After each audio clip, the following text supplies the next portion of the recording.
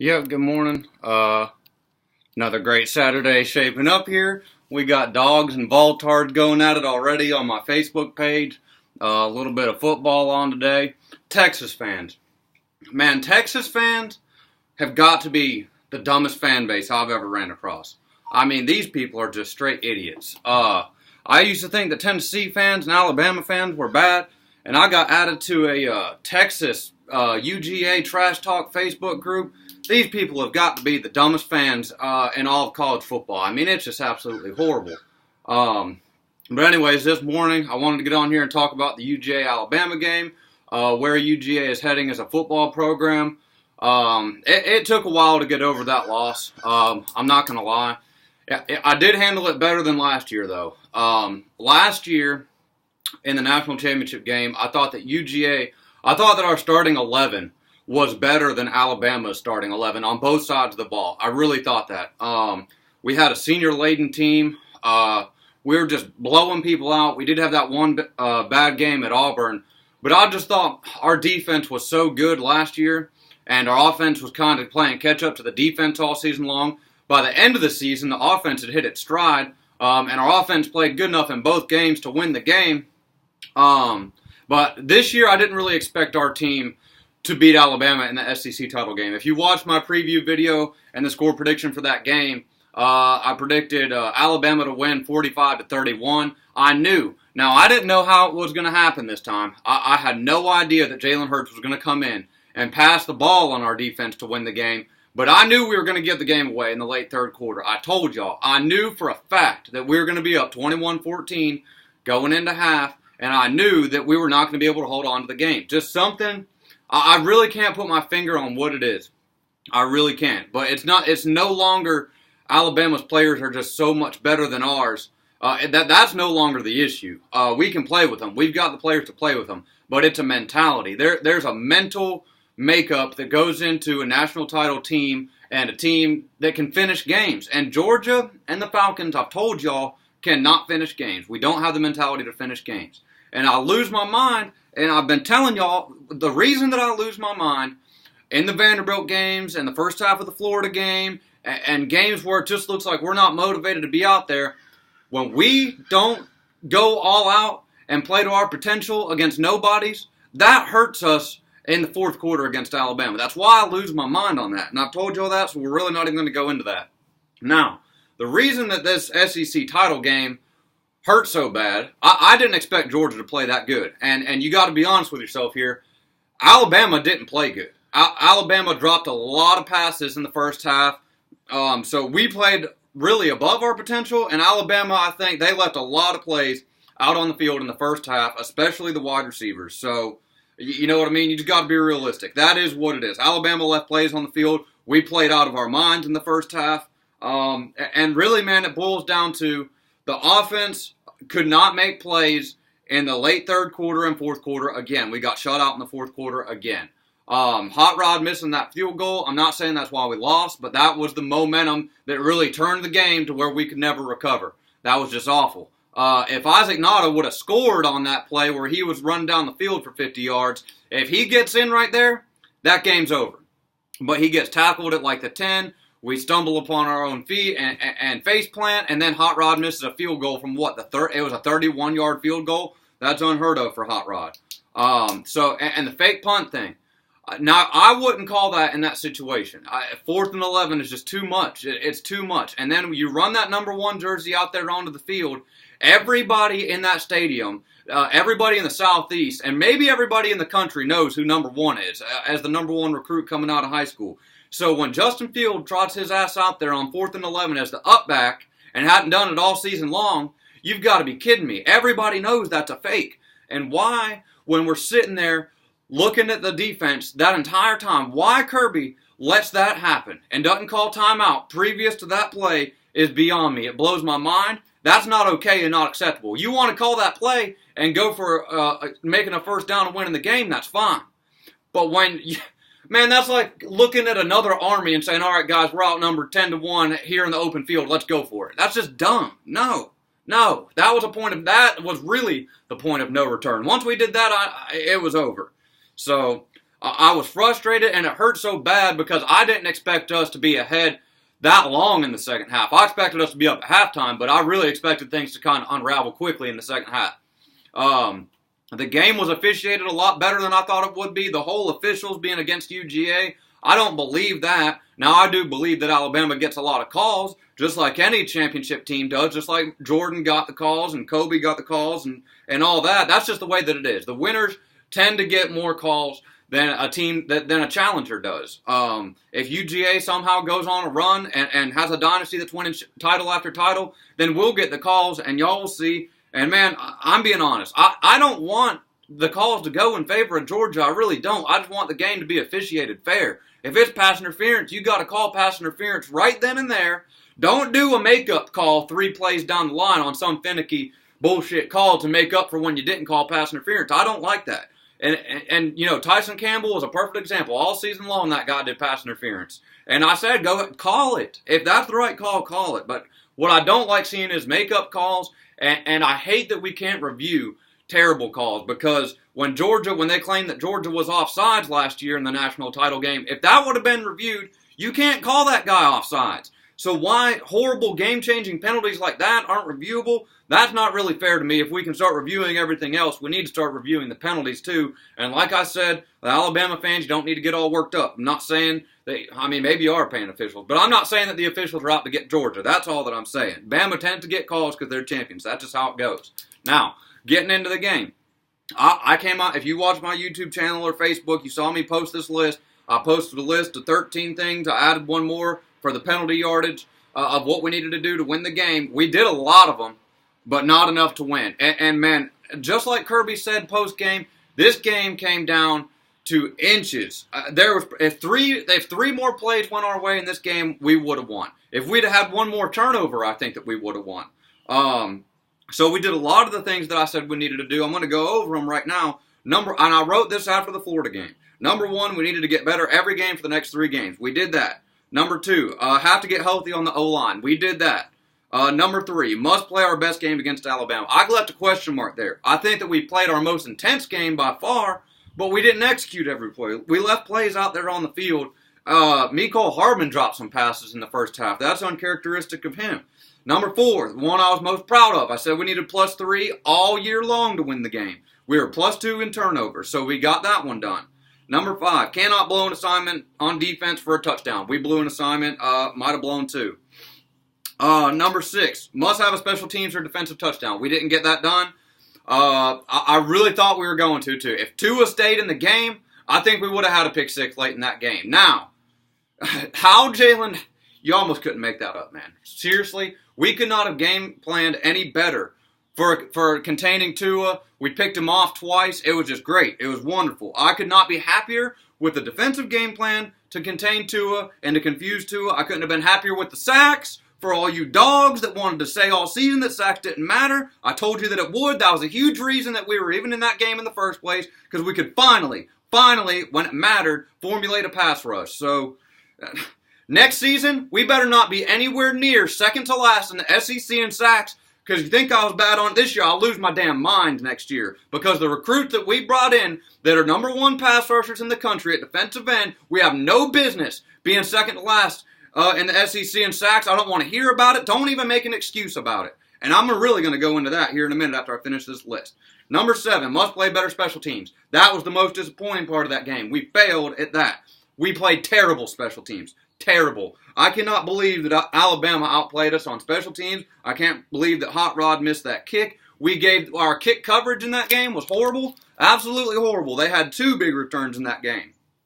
Number 8, second place for most proud of by me. We must hit Tua. Finally, we formulated a pass rush. And I was really proud of the way we got after him. Jonathan Ledbetter left it all on the field. I rode his ass all season. Rochester, I rode his ass all season. The guys who were supposed to be leaders year-round for this team showed up and played their ass off. So the effort standpoint was not the issue in this game. These kids left it all on the field. They played their hearts out. I was proud of that. I wasn't proud of the result, but that wasn't the players' fault. This game was entirely on coaching of why we lost. The players came to play and did pretty much everything they were asked to do. Now, number 10, win the rushing battle. We won it Barely won the rushing battle. Number 11, must be 60% or better on third down. That was looking great until the second half. Again, the UGA offense pops it in neutral, heading towards the finish line. Jesus, man. Oh, we were something like 20% in the second half on third down. It was awful. I don't think we converted a third down in the fourth quarter again, second year in a row against Alabama. So listen, I told this story multiple times. The Ohio State-Michigan game, Ohio State offense never looked at the scoreboard, just score every play and beat their ass. Next time, this is now 2 games, 2 for exactly what not to do against Alabama. Watch the Clemson-Alabama game where Clemson beat them. You cannot stop scoring. You cannot beat someone's ass to the ground that's bigger than you and then let them up because they're going to kick your ass. That's exactly what happened. That is exactly what happened. Why? Why we didn't learn from the first game last year, I have no idea. But you've got to go out there with the mentality of we're going to score every play or every drive when we're on offense, and we have to get a stop every drive when we're on defense. That just is what it is. All right, number 12, must go 80% on touchdowns. Check mark. Wow, I really can't believe it. That was great. Jim Chaney. Jim Chaney, man, he was on the bubble for me all season. For whatever reason, when called upon, Chaney can come up with a big game if he needs to. That game plan against Alabama was perfect in the first half. So whether it was execution, we did get a little bit conservative in the second half, but Chaney can get it done against Alabama. The defense left a lot of plays out there on the field too. We got a little bit tired, couldn't tackle as well in the second half. That's understandable. It's a young defense. But all these excuses, and well, we're young, all that is out the window next year. Just wait until the off-season videos. I'm not accepting not one excuse for next season. Not one. None. I don't want to hear it. I don't want to hear we're young. I don't want to hear we don't have the players. I don't want to hear that we have a young head coach. I don't want to hear an excuse about the fans, the money, nothing. The facilities, nothing. It's get it done next year or it ain't going to happen. And you're just going to have to accept that. 13, can't turn the ball over in the red zone. Check mark, we did that. Penalties. I wrote this down after the fact. I said, we cannot be plus 50 yards in penalties. We had to have under 50 yards in penalties to win the game. 6 penalties for 50 yards. So they did that. They did a lot of the things on this list. I was extremely proud of the effort. I was happy with both the offensive and the defensive game plan. Was it executed as well in the second half? No. Are we caught up to them? Like for sure in recruiting, or is the full team as talented as Alabama's? No. But that'll change after this year. UGA's got a chance to sign the number 1 class. Now we're a little bit hindered because we've oversigned the past couple of years, so this year we have to undersign. But the players that we're getting, man, are out of this world. And from what I hear, the 2020 class is going to be even better than these past 2 classes. So Kirby Smart is an elite recruiter. I'm very happy with that. Kirby, you need to learn your lesson, man, in these big games on these 4th downs. Because in 2016 against Vanderbilt, the jet sweep with 145-pound Isaiah McKenzie to lose that game was bad. This fourth down and 11 call was bad, but the fact that you had 45 seconds or 25 seconds, whatever it was, when you didn't call timeout, when you saw them in punt save, that was wrong. And maybe a guy was uncovered. I made a video on that too. But with 15 seconds to go in the snap, Bama adjusted, and every receiver, everybody eligible was covered. So that was horrible. And that was not the play, because it's never just one play, but that was the nail in the coffin on the momentum in that game. All right, some more facts about that game. UGA outgained Bama 453 to 403 yards on offense. Tua. All the Alabama fans, Tua is the greatest college quarterback of all time, best Alabama quarterback of all time. This is the best Alabama team of all time. Well, that's going to tell you something about Georgia here then too, because Tua was held to 10 of 15 passing for 164 yards, 1 touchdown, 2 interceptions. So Georgia did their job and came to play on defense when it came to Tua. If they didn't have Jalen Hurts on this team, Alabama loses that game. That just is the entity of Alabama, though. That's why you recruit and you stack number 1 class after number 1 class after number 1 class. Alabama, I have to give them credit. And it starts with Nick Saban because he's the one who makes the whole thing happen. Success, yeah, you can get to success in anything that you do. But it is way harder to sustain success than it is to get there in the first place. This guy doesn't ever stop working. I don't think he ever sleeps. I don't think his mind ever comes off football. How he's still married, I have no idea. Because there's no way he spends any time with his wife. Just number 1 class after number 1 class, title after title after title, and he's always in the thick of it. Even when he loses to Auburn by some miracle every once in a while, man, this guy still finds a way to be in the thick of it every single season. And that starts with holding people in the football program accountable. Something Georgia has improved at. We still have a very, very long way to go. Fromm had 301 yards passing in the game. That is great. That's incredible. Jake Fromm put on a clinic of how to pass the ball against Alabama. For everyone that wants Justin Fields to start over Jake Fromm, you have lost your damn mind. Because Fields, in every game that he's played in, minus the UMass game, UMass is a high school team. McEachern High School right down the street from here is better than UMass. They'd probably beat them. So because Justin Fields looked like an all-star against UMass, that's what you're supposed to do when you're the number one recruit in all of America at your position. Now, in the Auburn game, he looked totally lost. In the fake punt in the SEC title game, he didn't look to pass. He did a little fake move left, turned back right, and ran it right up the middle into the strongest part of Alabama's defense. That was god-awful. It doesn't matter if you put 40 defenders out on the field. Justin Fields thinks he can juke out every single one of them. And in high school, you can do that. But not here. You cannot do that here. First downs, UGA 23, Bama 21. Total yards, I already said that. Rushing yards, UGA 39. We did lose rushing battle. UGA 39 for 153. Alabama 29 for 157. That sucks. Passing 301 to 246 in favor of the Dogs. Time of possession, UGA 35 minutes and 30 seconds to Bama's 24 minutes and 30 seconds. Bama was 45% on third down. UGA 31% on third down. I think we were at like 70% on third down at halftime. Second half, totally different story. Got to finish next time. The whole mentality of this team from here on out, I don't care what it takes. Find a way to close games from here on out. Now, doing it against Oklahoma and Ohio State, Notre Dame, and other elite teams, that's all well and good, and I'm very happy that they can do that. But if you want to be the man, you've got to beat the man. So you need to man up and find a way to beat Alabama. That's really is what it's going to come down to. I don't care if Alabama beats us 7 out of 8 times with Kirby Smart going up against Nick Saban. I just want to beat him once. Because once Saban's out of there, Georgia's going to be the king of the SEC, and that just is the way that it is going to be. And all Alabama fans are going to have to suck it up like we've had to do for the past 10 years and be a good sport about it, too. I mean, you can whine and bitch, but all that stuff about you posting 1980 on my Facebook every Saturday and saying that we're irrelevant and bridesmaids, yeah, that's all true. But when it's your turn, just accept it, play your role as the bridesmaid when we're getting married and winning all the titles, and just shut the hell up. Because that's what we've had to do. Every time y'all beat us, I come and say congratulations to the only 2 Alabama fans that I know. The rest of y'all are bandwagon fans. I went to Durham Middle School here. Man, I couldn't hand out a $100 bill to an Alabama fan in 2004. Now I can't get rid of them. Can't go down 75 without a Bama flag. Can't get on Facebook without seeing Alabama fans. They popped out of nowhere like cockroaches out of a hole after the bug man comes. UGA won the turnover battle, lost special teams, 6 penalties, 50 yards. We already talked about all that. Got to find a way to finish. That was a great game. The effort was there. The game plan was there. Jalen Hurts coming into the game killed us. You could say whatever you want about you were prepared for it. You weren't. It threw a loop in the game. You forgot that he could scramble. Absolutely destroyed us on that draw up the middle. I don't know if that was called or if he just saw it. I already said this once. Jalen Hurts, there's not a player that I respect more in college football besides Jalen Hurts. The fact that you went 26-2 as a starter, did nothing wrong to get your spot taken, and then you never got your spot back. The fact that you stayed and he got better. The fact that you stayed, kept a good attitude, and improved as a quarterback while not being the starter, which is hard to do. Just hats off to him, man. I've never seen anything like that. Of course, it would be Alabama that did it. So there's really nothing you can say. It's recruiting.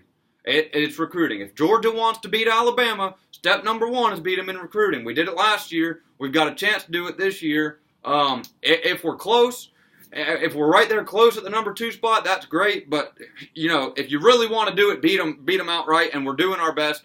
Kirby's doing a good job. Like I said, he's a little bit hindered because we don't have that many spots this year. Anyways, UGA is a football program. I think that we're heading in the right direction.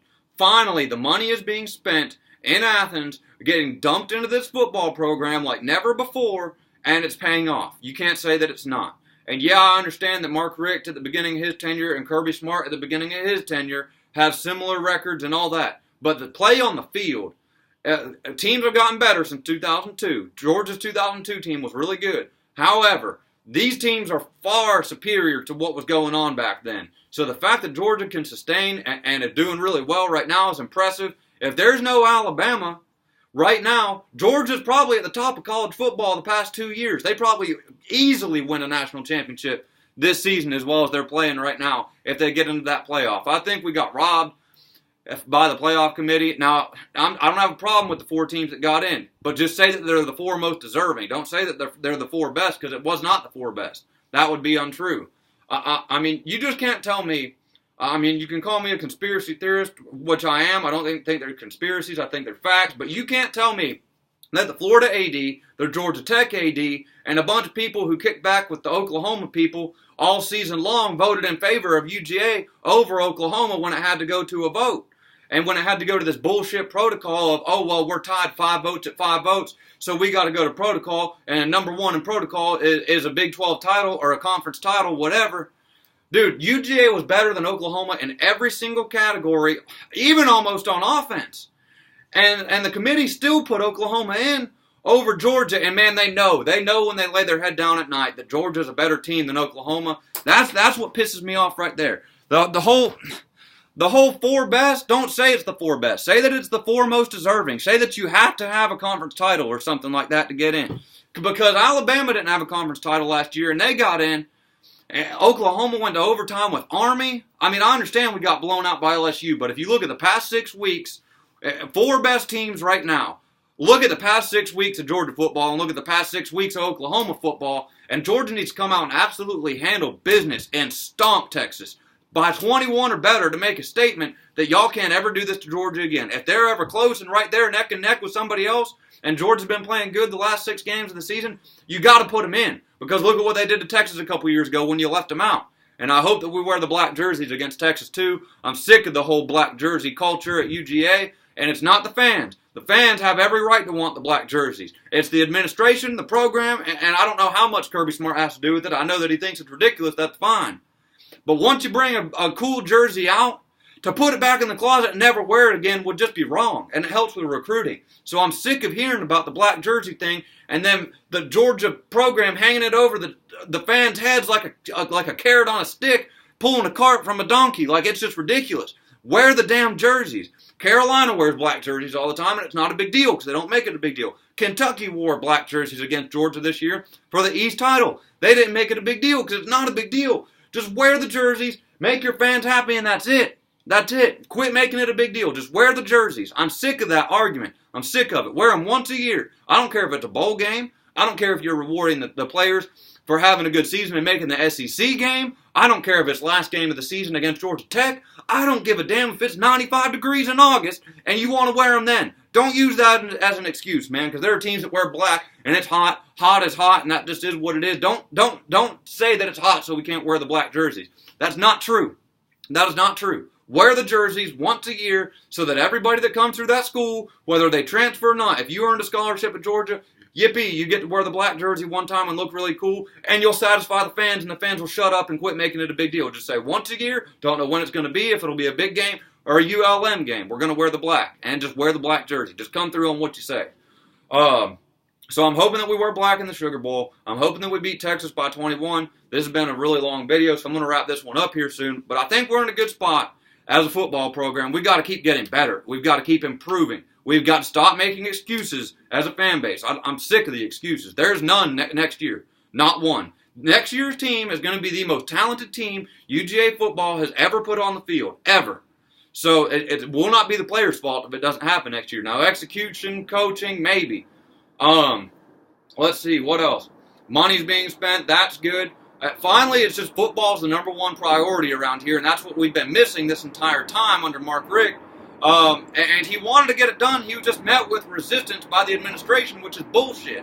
How you can have $80 million in the bank account, there's a fucking F-16 going overhead, but how you can have $80 million in the bank account as a school and not have an indoor practice facility for your kids that are on scholarship and brag about the money that you have in the bank. Meanwhile, Vanderbilt has an indoor practice facility, but we don't. And you're bragging about having all this money as an administration. Dude, that's just bullshit. I'm sorry. The reason that a school makes money in the SEC is because of the football team. So the fans, they're not coming there to see the administration or the school or sit in the class. We're coming there and paying $150 a ticket from the scalpers or StubHub or $40, $50 face value to see the players.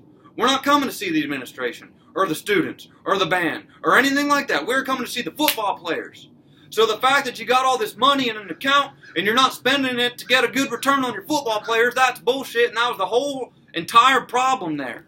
Alabama spends money hand over fist. Again, they just approved a $160 million renovation to an already top-of-the-line facility thing in Tuscaloosa. When you dump money into it in football, you get a return on it. So that's what we need to keep doing. Keep putting money into it because you're going to get a return. You're going to be in the SEC. You're going to be in the playoff. You're going to get exposure nationally. And that's how you make money. You want to make money, create more fans. How do you create more fans? By spending money and making your fans happy. Jesus, this isn't rocket scientist. And I feel like I need to be hired for a position because some of the Georgia fans that make videos care more about Georgia than the administration. Someone should have got their ass up out of bed that night after the SEC title game and really push for Georgia to be in the playoff. Kirby Smart did his job. He had to go recruit immediately after that game. So he did his job trying to get us in, but someone needed to step up and push for that instead of just laying down and taking it. So like I said, we have a long way to go as far as the culture goes. And man, it's just the UGA's mentality every day needs to be, how do we get better and improve as a football program? If they do that, they're going to be fine. But don't get complacent. Don't get to a level and say, oh, well, we're good enough. Or, oh, this exceeded our expectations. Because you haven't exceeded the fans' expectations yet. We're starving for a national championship. One since 1980. 1980 to now is a long-ass time. And the players that have come through here, all the talent that's come through this school, it's really embarrassing, man, that we don't have a national championship with how many good players have come through here. So I'm going to start going off on a rant, and I'm getting pissed. But I'm going to make a Texas video. I'm going to make a video about recruiting probably. I really don't follow recruiting because these kids these days that are playing the games on Twitter and flipping and all that, like, man, I'm going to be all for you when you show up on campus. But I really don't care to follow their Twitter and Instagram and all that to, like, guess where they're going to show up. Just show up and I'll be all for you. What else? There was something else I want. Oh, the expectations for next season. I'm going to make a video on that, multiple videos on that. Going into next season, starting probably near our bowl game and after, probably after. And I'm going to try to improve the quality of these videos. I work a lot, and I do YouTube and Facebook at the same exact time on the same screen, so your comments, I really can't see them that much until, the video's over, and then I scroll back and I look. I see Calvin commented, and you're right, Calvin, the game did change when they put Hurts in. So I really am going to make it a point to make the videos better and have like introduction music and all that. I've been really busy this season. Luckily, outside of football, everything in my life is going great because Georgia football, it's like being stabbed in the heart every year around this time of year. And for some reason, it's always pouring down rain when we play for a championship. It's depressing. But yeah, so next season, man, I'm telling you, there's no reason we don't win it all next year. It's really a put up and shut up and show me and make it happen. I don't want there should not be a fan in this fan base that doesn't expect a national championship next year. And you're probably going to have to beat Alabama to do it. You might have to beat them twice, but you should have learned your lesson. You've got all the subject matter and material and film of what you need to do to win from these last two games, from the Clemson-Bama title game. You've got everything that you need to make it happen. So next year, it's put up and shut up. I'm really going to be pissed next year if we don't get it done.